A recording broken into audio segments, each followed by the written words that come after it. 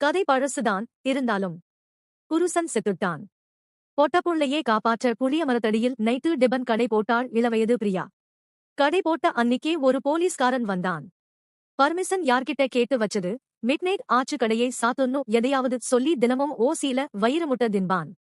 பணம் கொடுத்து சாப்பிடுபவர்கள் இன்னும் ஒரு தோசை எக்ஸ்ட்ரா சாப்பிட மாட்டார்களா என ஏக்கமாயிருக்கும்.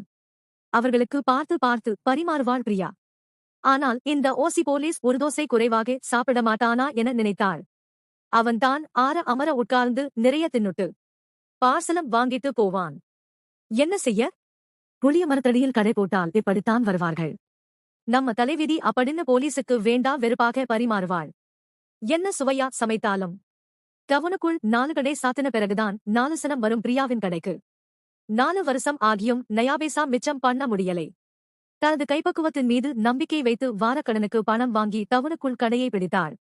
ஒரே வாரத்தில் பிரியாவுக்கு நம்பிக்கை வந்துடுச்சு. அப்பாடா, இனி ஓரளவுக்கு தப்பிச்சிடலாம்பா. கடை வாடகை கந்துவட்டி போக 4 காசை கண்ணுல பார்த்திடலாம்னு நினைச்ச நேரம் மறுபடியும் அதே ஓசி போலீஸ் உள்ளே வந்தான். வாடி வா, இன்னைக்கு உன்னை 4 வார்த்தை நல்லா கேட்கணும்.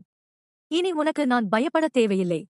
இன்னைக்கு சாப்பிட்டதுக்கு இப்பவே காசை கொடுடான்னு சட்டமா கேட்கணும்னு நினைச்ச வேளையில் உள்ளே வந்த போலீஸ்காரர் பிரியாவை கூப்பிட்டு, இந்தாமா பிரியா, இதுல 1 லட்சம் ரூபாய் இருக்கு. 4 வருஷம் நான் உன் புளிய மரக்கடையில் சாப்பிட்டதுக்கான பேல். உன் புருஷன் என்னோட படிச்சவன்தான். புருஷன் இல்லாம அந்த நைட்டு நேரம் நீ அந்த இடத்தில் வியாபாரம் பண்றது எவ்வளவு ரிஸ்க் என தெரிஞ்சதால் உன்னோட பாதுகாப்புக்காகத்தான் நான் தினமும் அங்கே வந்தேன். நான் கொடுக்கும் இந்த பணம்தான் புளிய மரத்தடிக்கடையின் லாப பணம். வச்சிக்கோ. கையில் கொடுத்தான். பிரியாவுக்கு ஒரு நிமிடம் என்ன சொல்வதென்றே தெரியவில்லை. கண்கள் நனைந்தன, தொண்டை வறண்டது. கடைசியாக சொன்னாள், வாங்க சாப்பிடுங்க அண்ணா. வாழ்க்கையில நமக்கு வர வேண்டியது வந்தே தீரும்.